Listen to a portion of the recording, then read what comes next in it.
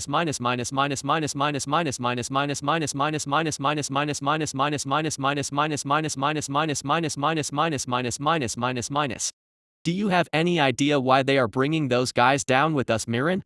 Donalyn asked. Mirren shook her head.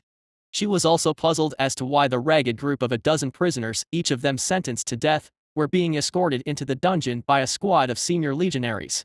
The two trainees had finally reached level 30 in their respective jobs, Mirren as a ranger and Donalyn as a fire mage. When a legionary reached level 30, they were able to be promoted to full legionary status. However, the induction ceremony took place deep in the dungeon. Mirren was excited to be finally inducted but also a bit anxious. None of the trainees had any idea what the ceremony was or why it had been done deep in the dungeon, and the full legionaries who did know never said a word. Not for the first time she was struck by exactly how much common people didn't know about the Deep Legion. A private army that had existed for 3,000 years, since civilization had been brought to the brink of destruction when the dungeon first opened. The Legion was something everyone had heard of, but knew very little about. She firmed her resolve. Soon the Legion's secrets would be her secrets, and she would keep them well. The two of them were currently stationed in what the trainees liked to call Noob Cave. The monsters that usually occupied this cavern were the weakest one could find in the dungeon, making it the perfect learning ground for newcomers. Many would-be dungeon mercs were still hurt here, no matter how many times they were told that dungeon monster levels are totally different to monsters on the surface. They would never listen. A level 1 monster down here could easily crush a level 10 on the surface. Those stupid jocks were a constant thorn in the Legion side. Everyone wants to level up, hunt monster cores and valuable components for profit, but spare a thought for the Legion rescue teams who had to constantly bail them out when they bit off more that they could chew. Staging for the expedition had been going on all day and all night. Supplies had been brought into the cavern and lowered through a secret shaft in the wall. Donalyn had told her how the earth mages had undone their illusions and shifted the rock walls to reveal supply elevator, complete with rope pulley system that allowed for materials and supplies to be lowered deeper into the dungeon, to be retrieved at another concealed location when the expedition reached it. Are you prepared for the expedition, trainees? A confident voice said.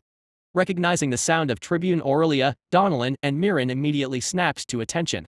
Our armor and equipment has been checked and polished, Tribune. Donalyn hastily reported. The experienced Tribune chuckled in the face of his enthusiasm. I wasn't talking about your equipment, trainee. Every legionary keeps that in top shape at all times. Her blue eyes flashed icily. Any soldier under her command would quickly regret it if they didn't keep their gear in top shape. I was talking about up here. She raised one hand to tap her temple with one finger. The dungeon is a dangerous place, even for old hands like me and the commander. The reason we live to get this old is because we don't underestimate it. You two will be promoted when we get down below. That is a great occasion, one you'll remember forever. But don't let it distract you from our task. We won't Tribune. The two snapped out quick salutes once again. Tribune, how much longer until we advance into the dungeon? Mirren asked. The older woman shook her head.